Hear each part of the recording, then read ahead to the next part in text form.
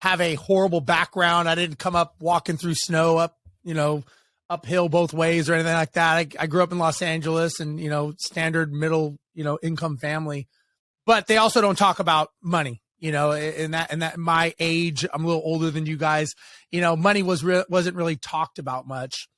So I had to learn on my own. And normally that means making mistakes. I was always a conservative financial person, but I also thought that everybody should go to school, get a job, and get a career. And that career will take care of you. And I was 100% wrong on all fronts. And I learned, and I can tell you through my story, but, I realized that school teaches us to be employees, not to be entrepreneurs. Nothing wrong with either one. But there's a skill set for both. And one has to be following, rules, following lessons, doing what you're told to get a job, to pay your bills. And the other one means you basically throw all that out the window and you figure it out as you go. It just depends on what you want. Some people are thrust into being an entrepreneur like I was after 9/11. Other people choose it as a path. I don't know which one's better or worse, but they definitely have some ups and downs to both sides. So growing up, if you thought I think the path is you go to school, you get a job, what did that look like for you? What did you think your life was going to look like? Yeah. So, growing up as a little kid, I would look up in the sky and I would see these big pieces of metal flying around called airplanes. And I thought, man, that would be cool to do. How does that happen? I grew up in Los Angeles and I remember seeing planes going out, way in the sky, going over the ocean. I'm thinking, where do they go? Where do they go from here? Because it's just water from here. So I studied to be an airline pilot. I was hired with a major airline. I was 25 years old. I was the second youngest person hired by this particular airline. Average age is 35. I was 25. And I'm a very focused, driven, determined type person. And I got a job. And I had the best job in the world, being a commercial airline pilot flying internationally. My first base for this particular airline was in Guam, which is a little tiny island out in the South Pacific, out by 7 hours past Hawaii, just to give you some reference. And I flew all over Asia, South Pacific, all that stuff, Australia. And I had the safest, most secure job, best time of my life.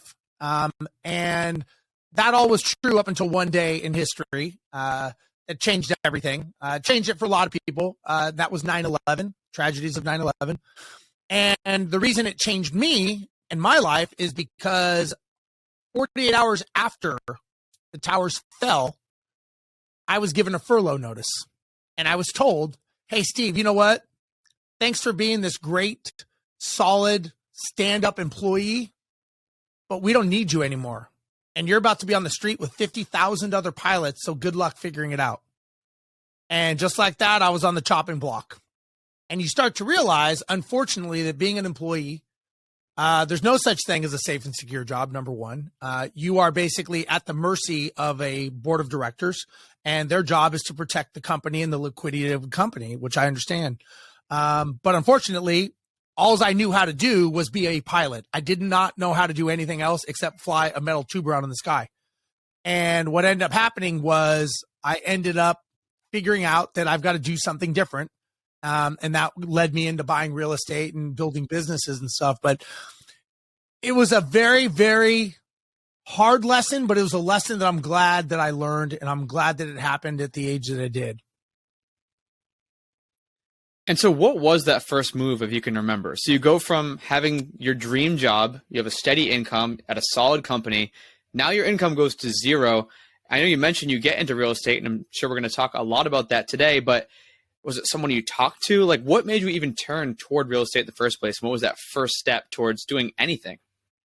Yeah, so it's a good question. So I did not know anyone in real estate, and this is 2001, 2002-ish. And I started looking to see what do people do that make money?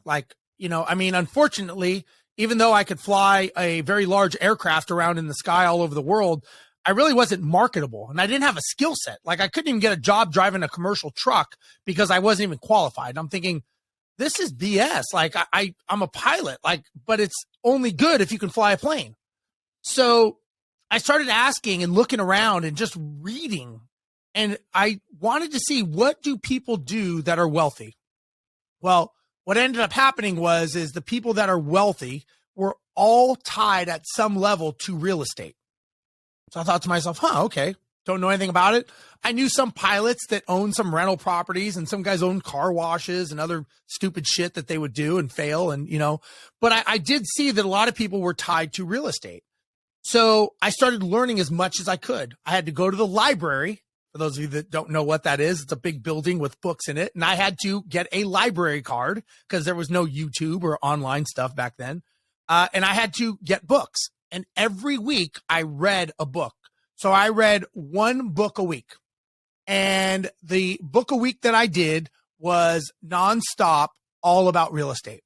And so for about a year, I read everything I could get my hands on. I wanted to learn everything. And then what I realized is after that, I had to start taking action. And I learned first thing I learned was how to do what's called a double closing, which is basically two transactions going on at the same time at a closing table. I paid a mentor, I think it was like $10,000 to show me how to do this. And within 30 days, I did a deal. And I knew nothing. I had no idea what I was doing. And he told me, he goes, if you do what I say, it will work. I'm like, well, yeah, I just paid you $10,000. Why would I not do what you said? And he laughed. He said, you'd be surprised. And I said, well, okay, whatever. So I did what he said. 30 days later, I kid you not, I'm sitting at a closing table, have no idea what I'm doing. And I'm doing like a double close transaction. And then I was done and I got a check for $20,000. And I literally walked out of that title company and he was kind of on the phone, kind of guiding me the whole way. And I walked out of there and I told my wife, I'm like, I don't know how I just did this, but I just made 20 grand. Like, I don't even understand. So I basically, in the first 30 days, I paid for his service. And I said, can I do that again? Like, that didn't seem so hard. Like, it was actually easy. And he's like, dude, you could do this all day long. And I said, I don't understand. I said, why don't people do this? I'm like, this isn't illegal, right? I mean, this is up. And he's like, yeah, it's totally legal. I said, why don't other people do this? And he said, you know what? Because they talk themselves out of all the things they can't do. He said, don't listen to other people. He's like, you have proof that it works. Keep moving forward. And I remember that. And so as I started getting more in real estate, I started flipping properties and doing options and wholesaling and all the terminology, the acronyms people have nowadays, but I just kept moving forward. Now, I got ripped off. I got lied to. I got stolen from. You name it, it happened to me. And what I realized was I had no choice. Like, I had to figure this out. It wasn't hey, this would be kind of cool one day to make some money. It'd be like, if I don't do this, I'm not going to be able to feed my family. So I had to figure it out. So when your back is up against the wall, you'd be shocked at what you will figure out when you have to. And this was a have to. And so I just kept getting back up. I kept failing, kept getting back up. And I just started learning more and more about real estate. And I started realizing that I was getting lied to, cheated, knocked down less and less times. And because I just kept getting back up and getting back up. And I didn't know any better. And slowly I started winning more and more. And I got so good at negotiating and learning about real estate that I bought my first apartment complex, met my business partner, and we went in partnership on this complex. And then from there, we ended up going and doubling down and buying a bunch of real estate, a bunch of houses. I think we had maybe 40 something houses at the time. And one thing I've learned about real estate, which for those of you watching, you may be experiencing this very soon, is that real estate has a very interesting way that just when you think you're the smartest person and you know everything, it comes like a wrecking ball and it will clean your clock and take everything you own and it will wipe you clean if you don't know what you're doing. And that's what happened after we owned an apartment complex and bought a bunch of houses that we shouldn't have bought. And we bought a bunch of houses that were not the right properties for the model that we were trying to build. We thought we were smarter than everyone because we owned apartments and we were smart and this and that. And unfortunately, real estate doesn't care. And people will always rip you off if they can. And that's just, that's not their problem. That's something that I needed to get better at. So I had to learn how to untangle a mess. And I think it was about 30 properties or so. We thought, okay, we know how to fix this problem. You know, these were low income properties. Tenants were calling all the time. We had an 8-month vacancy, or occupancy. Sorry. Tenants would leave. And when they would leave, they would take parting gifts like wiring, copper, electrical. So we'd get like the shell of a house when we'd go back to it. And we're like, but we would advertise bad credit, okay, rent special, because we wanted to get them in the door. And then we were like shocked that it didn't work. We're like, oh, that's weird. Like they left and they stole everything in the house. In hindsight, obviously. Well, our answer to fixing this problem was let's buy more. So we buy like another 15 properties. And if you've ever been to like a bonfire where you're watching a big fire and the crazy drunk guy goes and throws a big thing of gasoline on it and it just explodes and he's shocked that it happened, that was pretty much our faces when we realized what we just did. It got so bad that my wife said, if you buy another house, it better be nice because you will be living in it because you suck at buying houses and you need to stop. So that was my moment, my aha moment. Like, okay, it's like an addict, right? When you're on the ground in the gutter, you know, that was me. And all of a sudden I'm like, holy shit, I'm not like, I'm so emotionally close to this. We weren't looking at the data. We weren't looking at the numbers. We weren't running it like a business, and it was collapsing around us. And I'm going somewhere with this story, so just bear with me. So what happened is we sat down and we said, okay, we've got some options here. Either we sell all these freaking shitholes, or we've got to figure out how to systemize them and run them, or we just hand it over to a management company. Well, just to give you some reference time, this is in 2010, 2011. No one's getting a loan, right? Banks are not loaning anything. So no one's going to be able to buy these properties. So selling them was kind of out of the question. We didn't want to manage them ourselves. So we said, okay, we're going to talk to a management company. So we owned an apartment. We knew what to do. The worst part was we just weren't doing it.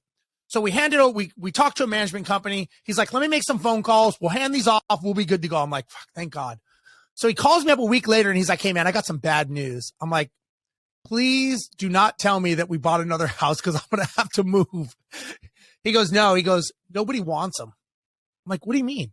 He goes, none of the management companies will take them. I'm like, what are you talking about? They said they're too time intensive. They don't make money.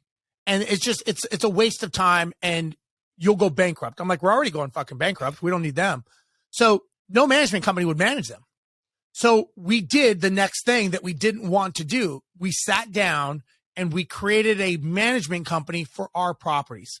We looked at it though from the viewpoint of real estate investors and running it like a business. So we're like, okay, we have rules, we have policies, we have procedures. If they don't do it, we got to get them out. If if this happens, that happens. So we just basically plumbed the infrastructure. We're not dumb guys. We're obviously not smart, but we're not dumb.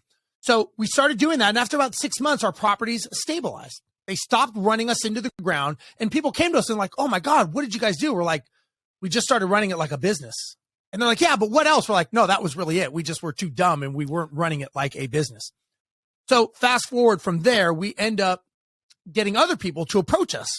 They're like, hey, could you guys manage our properties? You guys seem like you know what you're doing. We're like, fuck no, we don't want your problems. We barely fixed ours.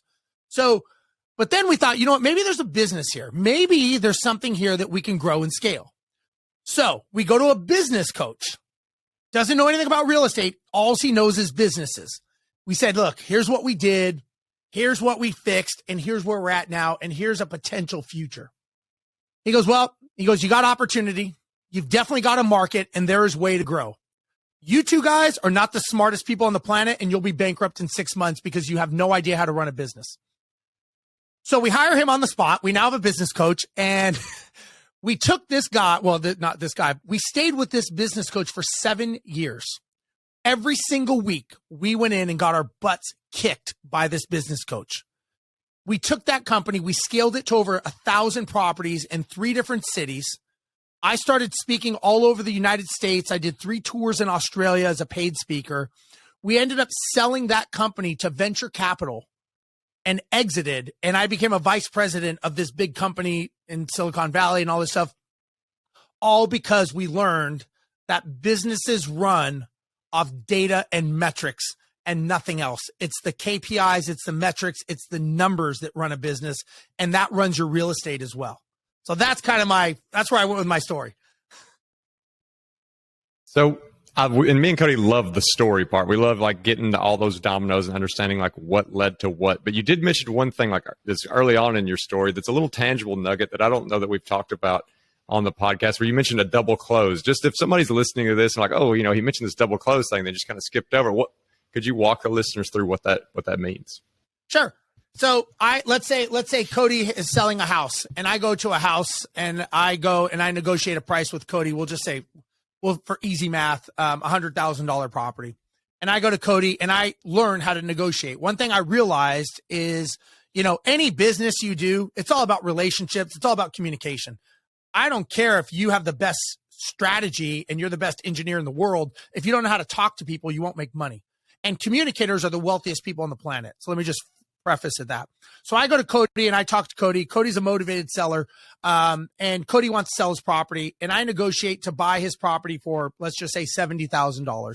So the house doesn't need any work. It's in very good condition. And he just couldn't sell it, and he's in a time crunch. So he's motivated to sell it. I agree to buy it for $70,000. I take that property. I have what's now called an equitable interest in that property. I'm not an attorney. I don't claim to be, and I don't even know if these are good still today. So let me just preface all this. But basically, I have an equitable interest in that property, so I can basically assign my rights to owning that property, which is the contract. But many contracts, and at the time, these contracts in Texas were not assignable. So I had to basically figure out another way. So now I get Justin, and I say, hey, Justin, I've got this house for $90,000. It's worth $100,000. It's ready to go, ready to move in. Justin wants to move him and his family and his 15 kids into the property. So Justin says, hey, I'm in. I'll buy that for $90,000. So I go to the closing table. I close with Cody for $70,000. Justin is basically in the room next door with his 15 kids and his family ready to buy the property. Once I take possession of that property, I go into the next room. I sit down with Justin and I go, okay, Justin, I'm going to sell it to you for 90. So there's a tax implication because you're kind of, you could be construed as paying double taxes on both sides. Another conversation, but basically that's a double close. I close with Cody, then I go and close with you. An easier way is doing what's called an assignment, where you assign the contract and you get what's called an option fee, which is basically brokering in the middle. And again, that was back in 2001, 2002, and I did that for several years. I'm assuming it's basically the same, but that's a double close. It's like a slightly more complicated form of wholesaling. It sounds like just the state didn't allow it. That's all it is. It's not rocket science. I did it without even knowing what I was doing. So trust me, it's not that complicated. So as you start to scale up this property management business, I've heard, and I'm sure you've heard, Steve, people are like, being a property manager is like kind of being in the middle of the worst sandwich ever. You have the owners who are constantly yelling at you for whatever the hell is going wrong. Then you have the tenants who are coming to you with all these issues. Why? I know you're the business coach, but why property management? Like why, maybe there are people who are saying the exact same thing that I just said in your ear. Why did you think that was the best path forward? Well, you also forgot the contractors are bitching at you too. So you got contractors yelling at you because they want their money. Owner doesn't want to pay. Tenants getting evicted, and you're in the middle trying to keep it legal. Triple threat. So the first way we started it is because it was a need for us, right? We needed it. The second thing, and again, just when you look at businesses, a property management company is almost recession proof. And what I mean by that is in good times, you're managing assets for people that are investors. They're buying properties, they're investors, right? Now, educating the investor on how to be a good investor is another story, right? But you're managing properties on the investors. Then you are in bad times when people can't sell their houses, which is like what's going to be coming.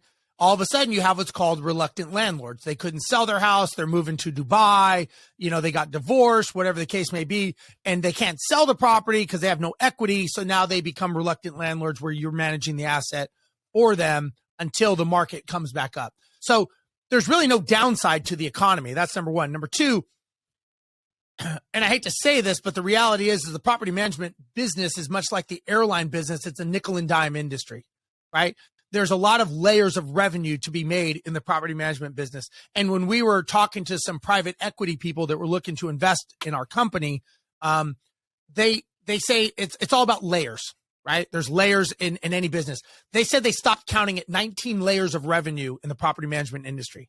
So there's a lot of ways to slice up that thing, whether it's through the tenant, through the contractor, depending on the scale and size that you are.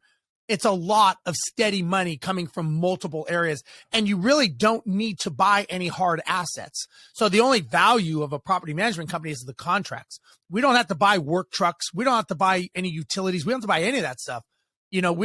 Our thing is our contracts with our tenants and our owners. Does that make sense? Mm-hmm. But yes, we used to joke, we're like the trash men of the real estate industry. Nobody wants us, but they need us. It's like, whenever someone calls, they're either calling to yell at you or fire you. No one ever calls, hey, you guys are doing a great job. I've had a rental property for 10 years. I haven't heard from you. Just wanted to make sure you're still alive. We don't get those calls. We get the you suck call. Why are you costing me money call? Those are the calls we normally get.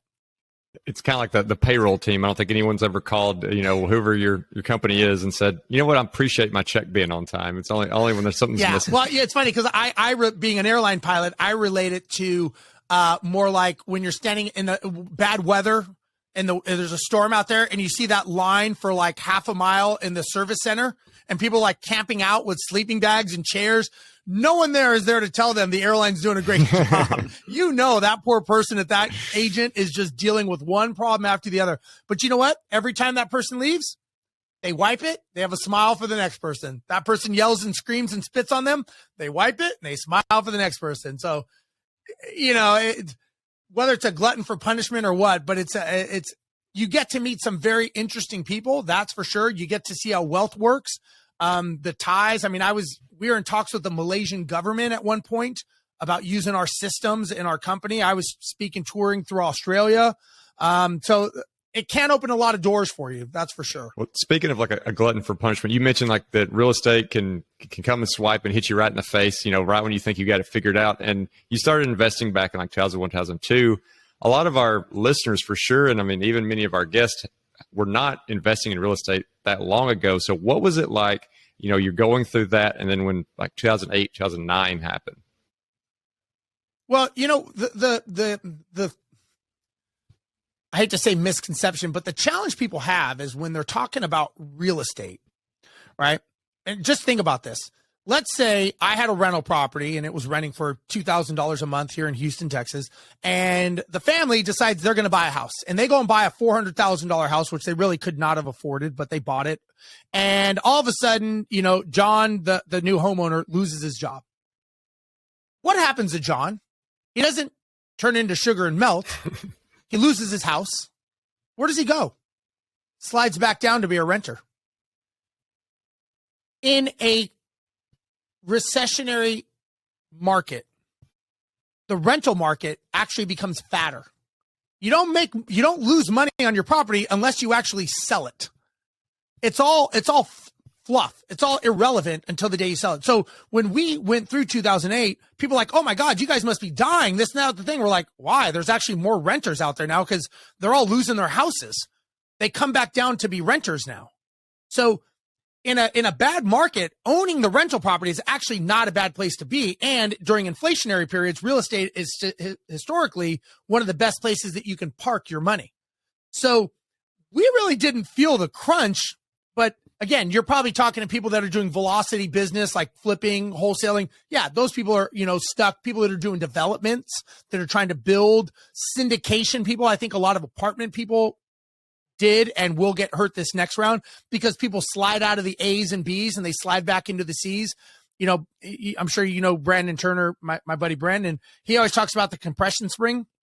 That's why he likes mobile home parks. He's like, that's the bottom of the compression spring. Everybody slides back down to there. They can't go anywhere from there except maybe a tent.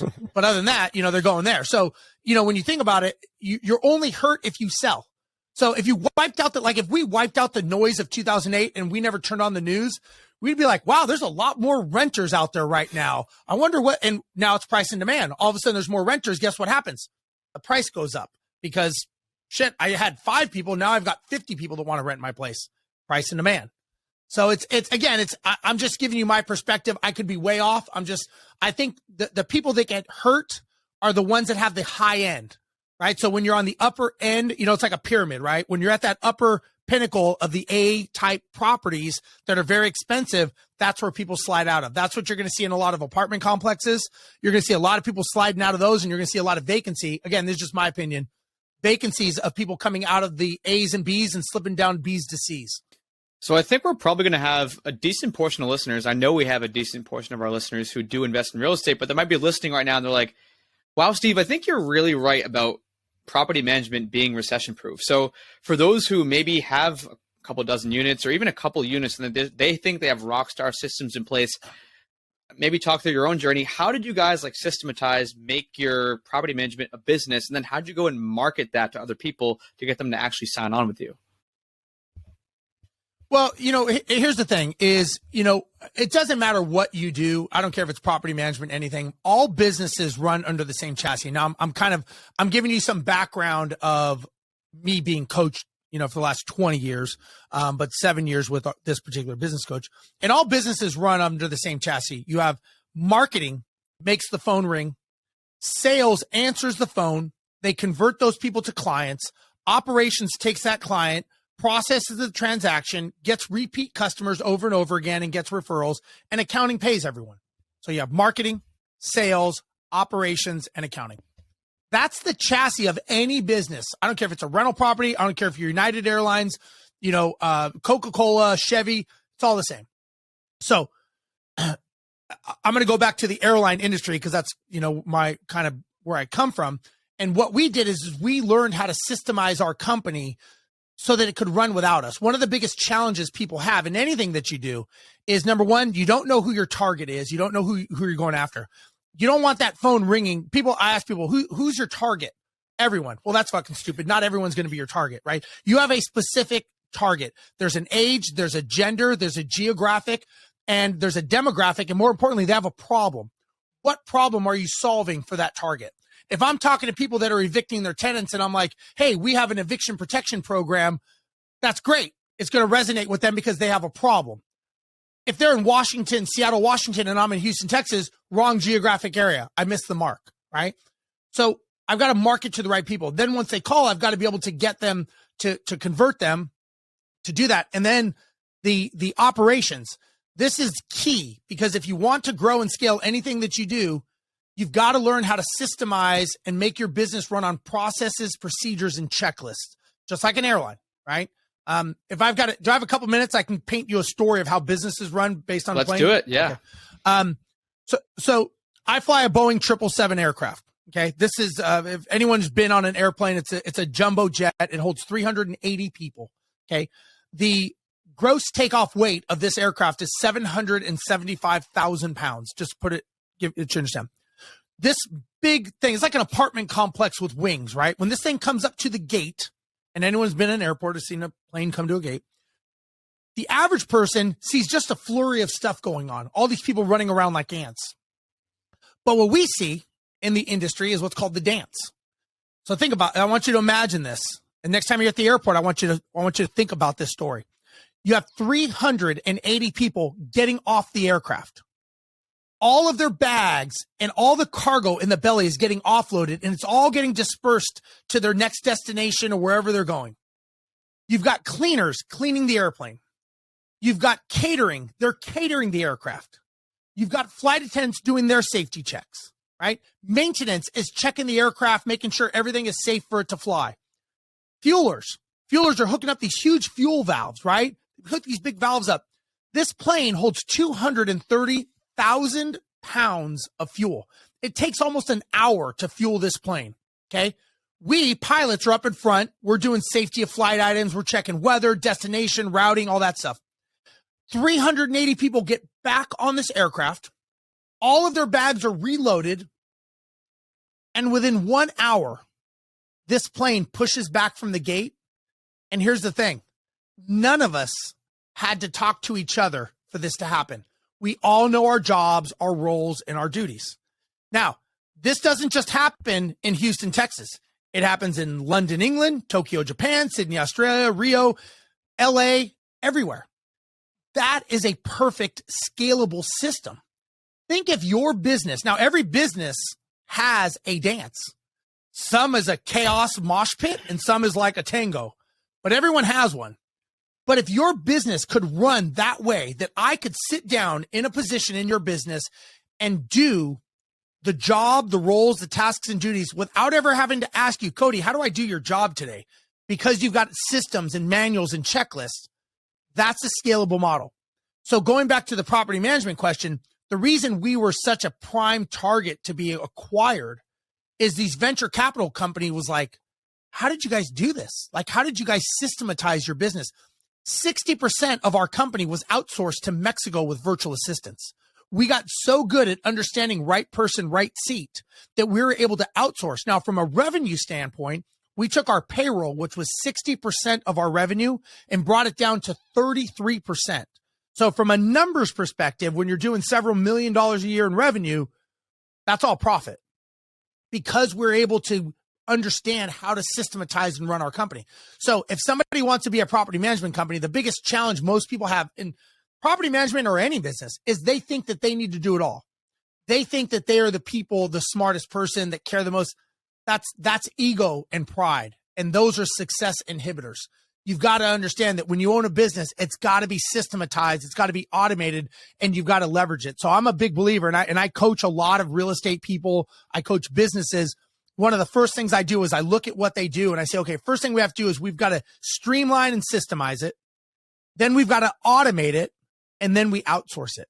If you could do that in your life, you'd be amazed at how much more efficient you would be and how much more productive you would be with the right time of things.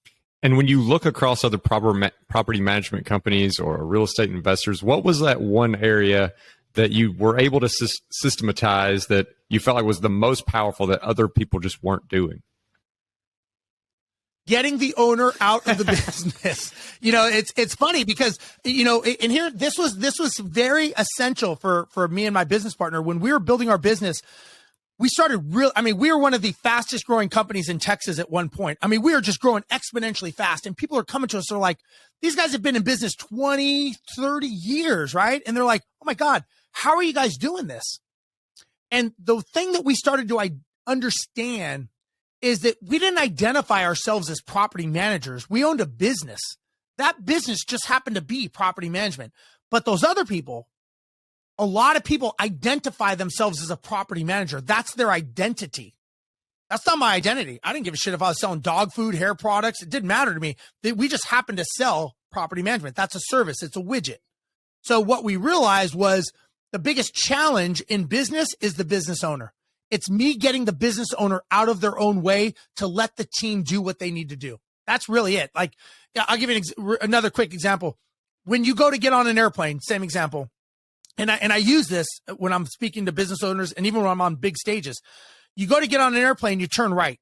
You sit down, you buckle your seat, you put your headphones in, not a care in the world. You're making sure you're on time than whether or not you're going to die that day, right? You never turn left. Left is where we sit. Left is where the pilots sit. You don't know me. You've never met me. You have no idea if I'm qualified, but yet you trust me. You don't even come and ask for my credentials. You have no idea. Hey, Steve, you having a good day, bad day? What's going on? Nothing. But now when you have a business, right? Business owners, whatever it is, I don't care if you're property management, real estate, it doesn't matter. If your employee's messing up, you may help them out. If they're really messing up, you may kind of start helping them more. And if they're about to get you sued or get you in trouble, you'll push them out of the way and do their job for them. I've never in 30 years as an airline pilot ever had a passenger come up and be like, hey, Steve, I think I got this today. You're just not doing it the way I thought you would. So I'm going to step in. So you trust your life with me, someone you've never met, but you don't trust the person that you interviewed, you trained, supposedly hired. You won't trust them with your financial life, but you'll trust me with your personal life and you don't even know me. Pretty interesting when you think about it. Yeah, that is, I don't think I've ever taken a left when I walked into an airplane and asked the pilots anything. So that's a great example. No one does. When it comes to the systems and scaling, so I just want to get really tactical for the listeners out there who are like, okay, I think I get it. I need to, systematize the marketing, the sales, the operations. For someone who's a solopreneur or even a small team and they're just doing everything right now, is there one segment of the business that's more important to outsource and scale first and then move on to the other ones? Like just say the person's limited on budget or time. Like what should they focus on first? Is it the sales, the marketing?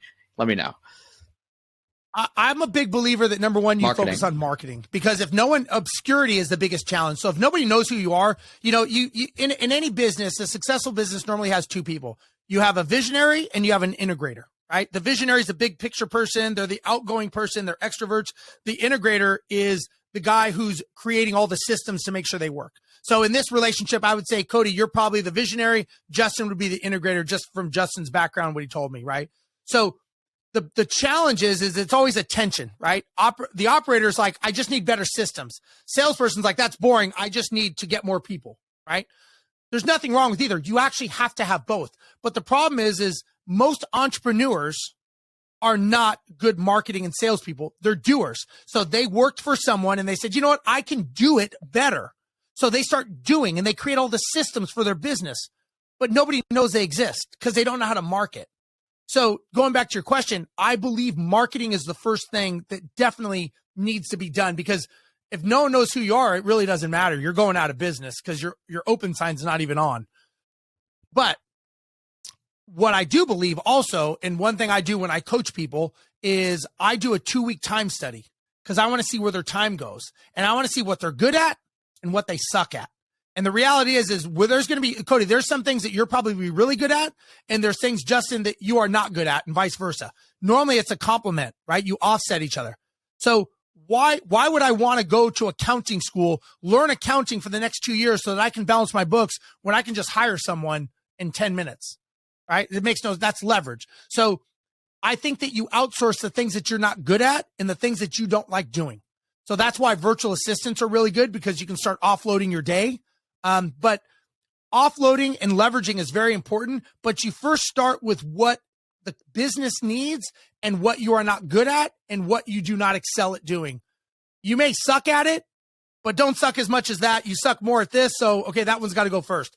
So it's kind of I do believe marketing needs to be first. If you're a great marketer, you're a great talker, you're a great chatter, then maybe operations is something that you outsource first so that you can focus on your strengths. I'm a big believer in playing to your strengths and outsourcing your weaknesses. So you're obviously very comfortable with this idea of outsourcing. I mean, it definitely helps you scale, and I think it's a must if you're going to grow something like this. But I also, imagine that you probably were, like most people, at some point where you had trouble letting go of something. What was something when you were trying to build this out that you had the hardest time, like, letting go of the reins? And once you did, it was successful, but you just had a hard time letting it go. That's funny. Good question. Yeah, sales. I love selling. I love marketing, and I love selling. I love closing people. I just love it, right? It's kind of the thrill of the hunt to me, to be honest. And so my business partner one day comes to me, he's like, hey, we're going to hire this sales girl. And I'm like, what's she going to sell? He's like, she's going to sell management contracts. I said, that's what I do. Like, that's stupid. He's like, no, he's like, I need you to be doing bigger things. He's like, I need you to get on stages, get on podcast shows, speak, around the country. And I'm like, yeah. And I'm going to keep closing. He's like, no, you're not. I'm like, yeah. So we had this conversation. He's like, look, so, 80-20 rule. He gives me all these analogies. I'm like, those are stupid. I'm like, there's no one that can. I'm like, they can't close as good as me. I'm like, that's stupid. Well, so I think in 1 year, let's say I did 180 contracts, which was pretty good. Most companies ever grow to 250 total. So in 1 year, I did like 180, right? I'm thinking, okay, yeah, good luck matching me. She did like 250 her first year out of the gate. I was like, whoa. Like, so then that was my aha moment that I realized, okay, that's when I started realizing, okay, leveraging is good.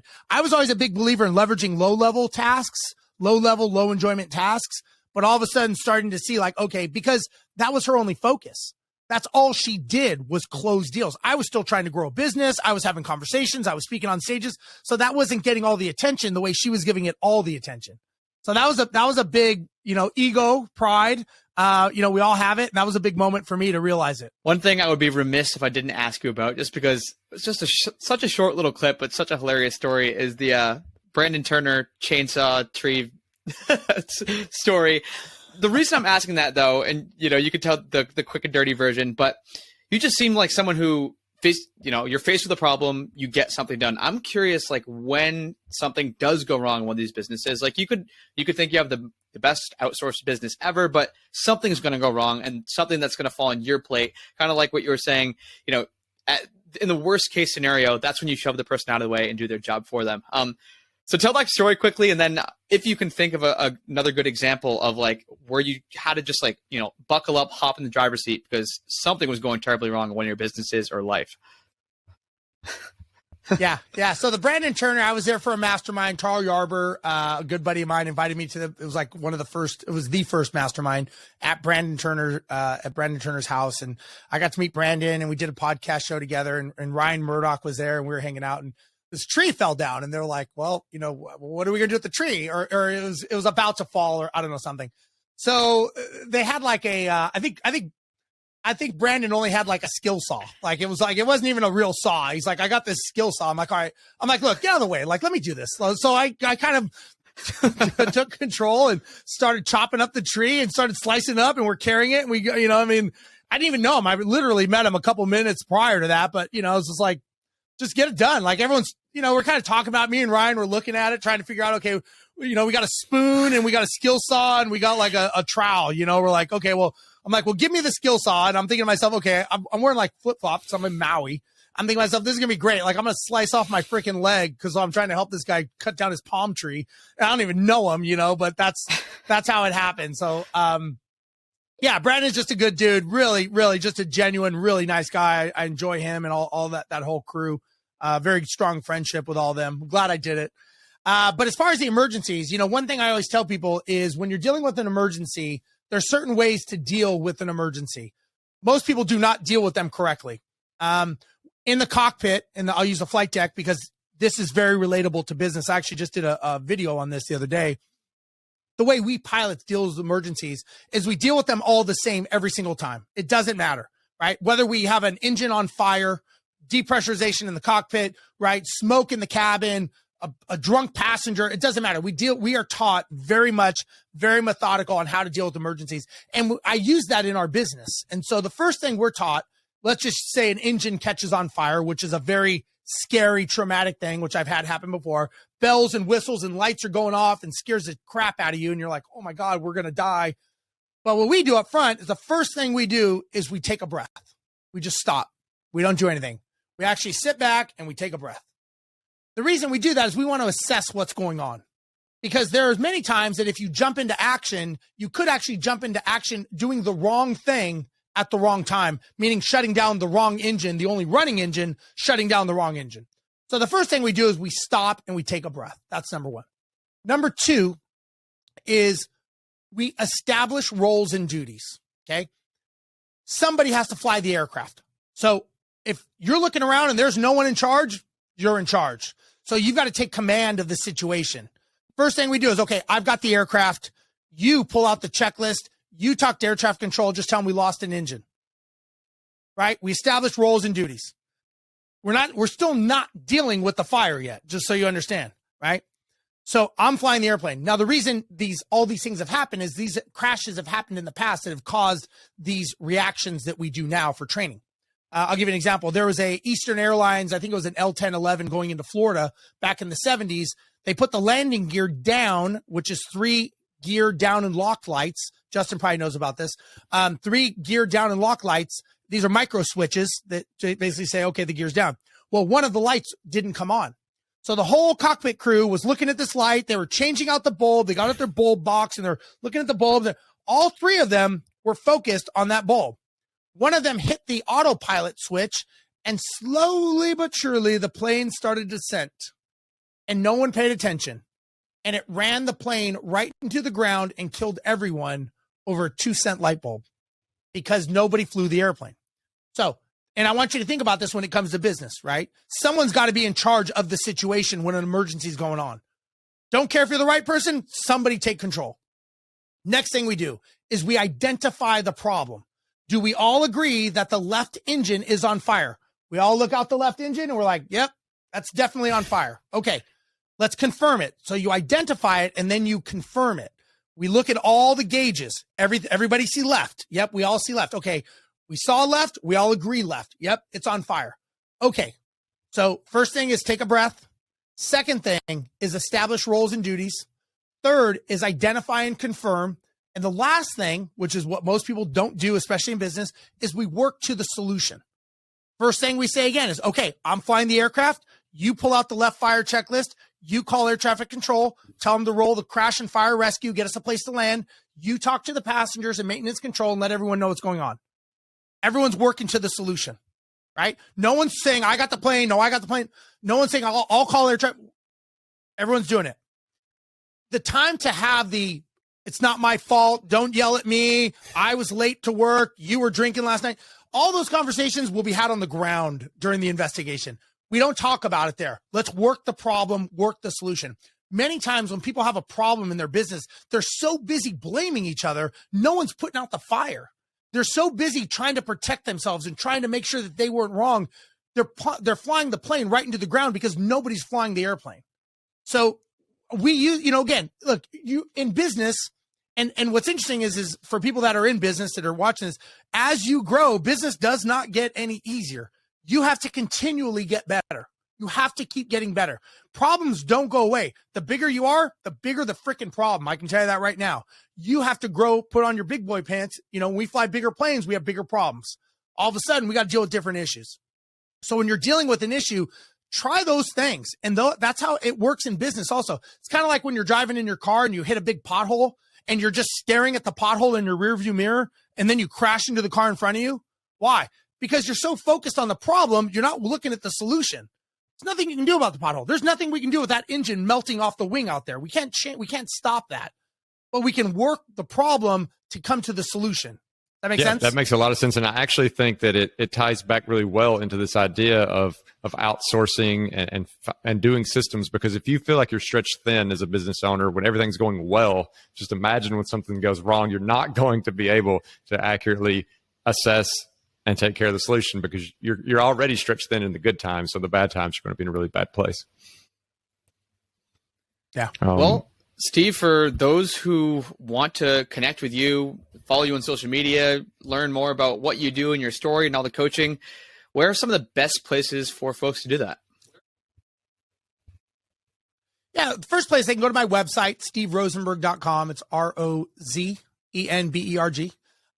They can follow me on Instagram. I got a YouTube channel. I got Twitter, all the Facebook, all the stuff. I do have a mastermind coming up in October. It's pretty good. I've got Brad Lee, who owns Lightspeed VT. I've got the Iron Cowboy, who has 2 Guinness records. I've got a guy named Kevin Elko, Dr. Kevin Elko. He is actually Nick Saban's mindset coach for the Alabama Crimson Tide. And I've got Errol Allen, who is the guy who actually systematized and showed us how to process our company so that it ran without us and we could eventually scale it and sell it. So that's going on October 12th through the 14th in Houston. If someone wants to know, they can send me a message. Happy to talk to them about it. But I'm all about helping people. If you send me a message, I get back to you. It really is me. It's not a bot. It's not a VA. It actually is me getting back to you. So if you got a question, you want to ask me something, you want to know more about property management, I'll try to talk you out of it. But if not, I'm happy to help you and give you some advice and some tips and all that stuff. I'm a big believer that if somebody asks me for help or advice, it's just a matter of respect that I answer. I also believe that as entrepreneurs, real estate investors, whatever we do, we're in the minority. Because as I said early on, everyone's trained to be an employee, not an entrepreneur. And so for us to be entrepreneurs, I think we're a pretty tight group. And I think that we should help each other out. And so I'm a big believer that I was helped out, and I believe in helping other people out as much as I can. So if I can help someone clarify something, answer something, anything, if you want to come to the mastermind and meet some very, very high level people, shoot me a message. I'm happy to help. Well, Steve, thanks so much for giving us the time and the listeners all this great information, as well as loving the analogies, love the energy you bring. So appreciate you giving us that time today. No problem. Thanks, guys. I appreciate it. Good luck with everything on the show.